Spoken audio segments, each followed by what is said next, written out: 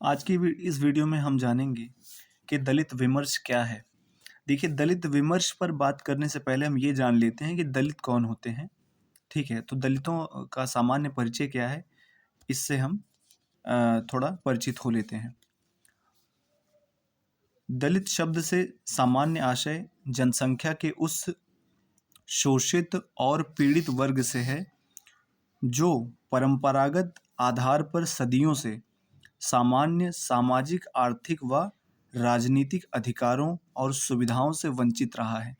यानी कि दलित वर्ग के अंतर्गत वे लोग आते हैं, वे व्यक्ति आते हैं, वे समुदाय आते हैं जो परंपरागत आधार पर सदियों से सामान्य सामाजिक, आर्थिक, राजनीतिक अधिकारों से और सुविधाओं से वंचित रहे हैं।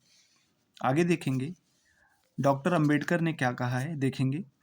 दलित वर्ग में डॉक्टर भीमराव अंबेडकर के अनुसार वे जातियां आती हैं जिन्हें हिंदू धर्म शास्त्रों में अपवित्र मान लिया गया है।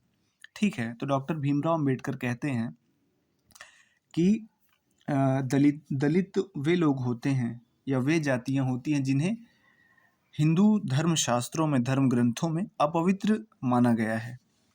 आगे देखेंगे डॉक्टर आरजी सिंह ने दलित मुक्ति आंदोलन में लिखा है कि ठाकुर इनसे बेगार लेते थे। किनसे? दलितों से।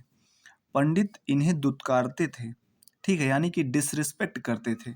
और साहूकार इनका खून चूसते थे।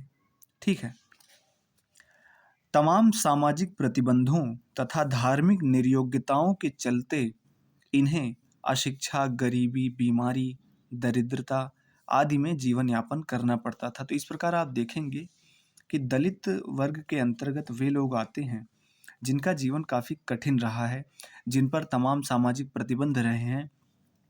ठीक है, तमाम तरीके से उनको दबाया गया, कुचला गया। ठीक है, अब हम आते हैं कि दलित विमर्श क्या है, जो हमारा मेन टॉपिक था।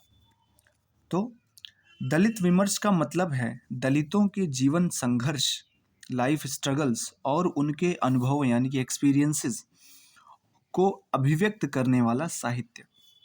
यानी दलित विमर्श एक ऐसा साहित्य है जिसमें जो दलित वर्ग में जो व्यक्ति आते हैं, जो दलित लोग हैं, उनके जीवन संघर्ष को उजागर किया जाता है। उनके जो कठिन अनुभव हैं, जो सामाजिक तौर पर उनका जो एक शोषण हुआ है, उन सब की बात की जाती है, उन सबको सामने लाया जाता है ताकि उसमें बदलाव लाया जा सके, उनकी स्थिति को परिवर्तित किया जा सके, सुधारा जा सके। आगे देखेंगे दलित विमर्श की कुछ खास बातें। पहला पॉइंट है कि दलित विमर्श जाति आधारित अस्मिता मूलक विमर्श है।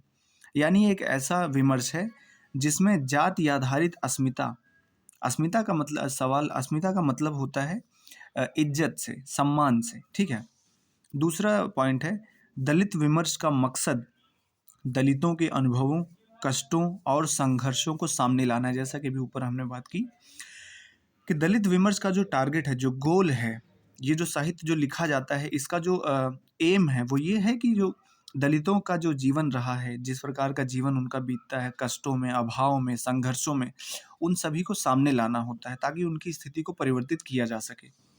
अगला पॉइंट है दलित विमर्श में दलितों की हीनता ग्रंथि को तोड़ने और उनकी अस्मिता स्थापित करने पर जोर दिया जाता है। देखिए, सदियों से दलितों के अंदर ये हीन भावना डाली गई है कि नहीं, तुम जो है दबे कुचले हो, तुम बेकार हो, इसमें तुम्हारी ही गलती है, तुम्हारे ही कर्मों का फल है जो तुम भोग रहे हो, इस तरीके से।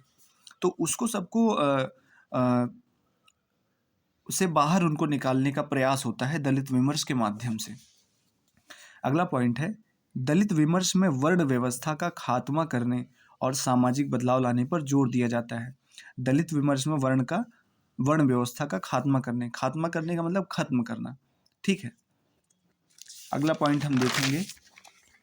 अगला पॉइंट है दलित विमर्श में बने बनाए मानदंडों और मूल्यों का पुनर्मूल्यांकन किया जाता है। दलित विमर्श के माध्यम से सोसाइटी में जो नियम कानून बन गए हैं, जैसे दलितों के लिए जो वर्जनाएं हैं कि यहाँ नहीं जाना है, ये नहीं खाना है, इनसे नहीं मिलना है, ऐसे विवाह नहीं करना है आपको, आप ये व्यवसाय नहीं कर सकते, तो ये जो तमाम प्रतिबंध लगे थे दलितों के ऊपर, इसका पुनर्मूल्यांकन करना, रिवैल्यूएशन करना, ठीक है, और उसमें बदलाव लाने की कोशिश करना। अगला पॉइंट है दलित विमर्श में दलितों के जीवन में घटित यथार्थ को बड़े ही साफ तरीके से दिखाया जाता है। देखिए, जब तक यथार्थ पर बात नहीं की जाएगी, वास्तविक स्थिति को जब तक उसका आकलन नहीं किया जाएगा, तब तक परिवर्तन नहीं आएगा, ठीक है। और बड़े पैमाने पर जब तक उसका प्रसार नहीं होगा, लोग जानेंगे नहीं, समझेंगे नहीं, तब तक कोई ध्यान भी नहीं देगा उसकी तरफ, ठीक है, तो बदलाव नहीं आएगा। अगला पॉइंट है दलित विमर्श में समानता, स्वतंत्रता और भाईचारे की भावना को विकसित करने पर जोर दिया जाता है। देखिए, ये जो तीनों कॉन्सेप्ट हैं, समानता, स्वतंत्रता और भाईचारा, यानी कि इक्वालिटी, फ्रीडम और फ्रेटर्निटी, ये जो कॉन्सेप्ट है ये आपको समझना होगा कि ये जो कॉन्सेप्ट है, फ्रांस की क्रांति जब हुई थी ये वहाँ से लिया गया था। फ्रांस की क्रांति के फलस्वरूप संपूर्ण विश्व में स्वतंत्रता, समानता और भाईचारे की भावना को विकसित करने पर जोर दिया गया था। संपूर्ण विश्व में पहली बार ये कॉन्सेप्ट विकसित हुए थे, ठीक है।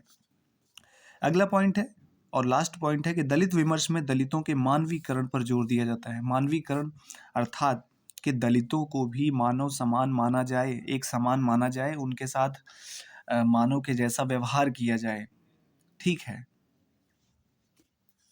तो आई होप आपका ये दलित विमर्श का कॉन्सेप्ट क्लियर हुआ होगा, ठीक है। इसी तरह की अन्य वीडियो को देखने के लिए चैनल को सब्सक्राइब कीजिए। ये चैनल सामाजिक जागरूकता लाने में भी एक अहम भूमिका निभाने की ओर अग्रसर है।